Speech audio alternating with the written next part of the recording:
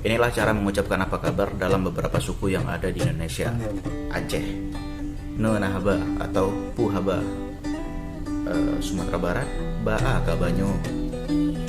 Bahasa Makassar, apa kareba. Bahasa Bima NTB, Bune Haba. Bahasa Nias, Hadia Duria. Bahasa Kalimantan Selatan, Kiapa Habar Pian. Bahasa Bali, Ken Ken Kabari. Lalu bahasa Sunda, Kumaha Damang. Bahasa Cirebon, Pripen Kabari.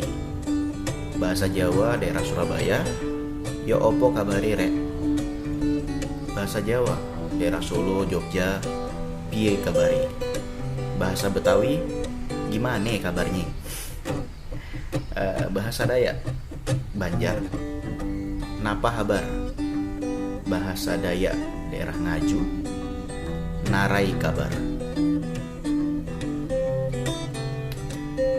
Lalu bahasa Aceh Tamiang, Mai Kebo.